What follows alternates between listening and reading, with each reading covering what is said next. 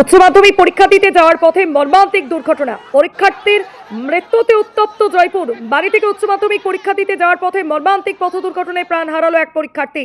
ঘটনাকে কেন্দ্র করে ব্যাপক উত্তেজনা ছড়িয়ে পড়ে বাঁকুড়া জেলার জয়পুর এলাকায়।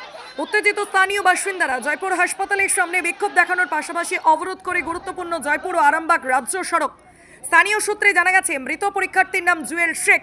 তিনি বিক্রমপুর গ্রাম থেকে বাইকে করে জয়পুর উচ্চ বিদ্যালয়ে উচ্চ মাধ্যমিক পরীক্ষা দিতে যাচ্ছিলেন। অভিযোগ, প্রসাদপুর স্কুল সংলগ্ন চৌমাথা মোড়ে একটি ইঞ্জিন ভ্যানে করে বিদ্যুতের খুঁটি নিয়ে যাওয়ার সময় বাইকের সঙ্গে মুখোমুখি সংঘর্ষ হয়। সংঘর্ষ এতটাই ভয়াবহ ছিল যে ঘটনাস্থলেই গুরুতর জখম হন জুয়েল। পরে তাকে উদ্ধার করে জয়পুর হাসপাতালে নিয়ে গেলে চিকিৎসকরা মৃত বলে ঘোষণা করেন। এই ঘটনার খবর ছড়িয়ে পড়তে এলাকায় তীব্র উত্তেজনা সৃষ্টি হয়। ক্ষুব্ধ স্থানীয় বাসিন্দারা রাস্তা অবরোধ করে বিক্ষোভ দেখাতে শুরু করেন। দীর্ঘক্ষণ ধরে গুরুত্বপূর্ণ সড়কে যান চলাচল সম্পূর্ণ স্তব্ধ হয়ে পড়ে, ফলে ব্যাপক যানজটের সৃষ্টি হয়। পরিস্থিতি নিয়ন্ত্রণে আনতে ঘটনাস্থলে পৌঁছায় জয়পুর থানার বিশাল পুলিশ বাহিনী। পুলিশ স্থানীয়দের সঙ্গে কথা বলে এবং ঘটনার যথাযথ তদন্ত প্রয়োজনীয় ব্যবস্থা নেওয়ার আশ্বাস দিলে অবশেষে অবরোধ তুলে নেন বিক্ষোভকারীরা।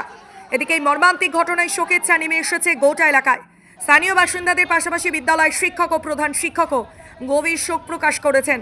একজন পরীক্ষার্থীর এভাবে পরীক্ষার দিন প্রাণ হারানোর স্তব্ধ সকলে। ঘটনার তদন্ত শুরু করেছে পুলিশ।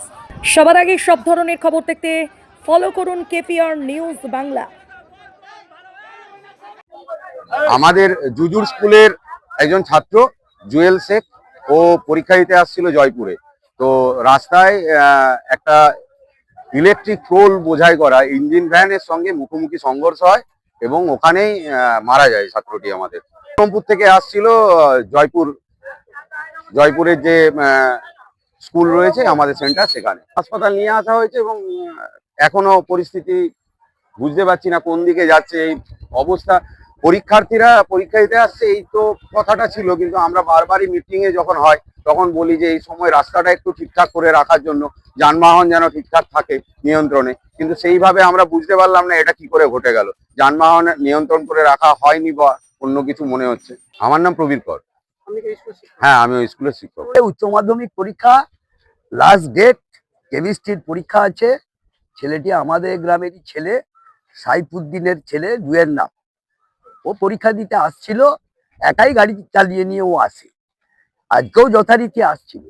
ওই প্রসাদপুরের কাছে একটা চৌরাস্তার মোড় আছে, ওই মোড়ে একটা ইঞ্জিন ভ্যানে ওই ইলেকট্রিক পোস্টগুলো নিয়ে একটা গাড়ি ঘুরছিল।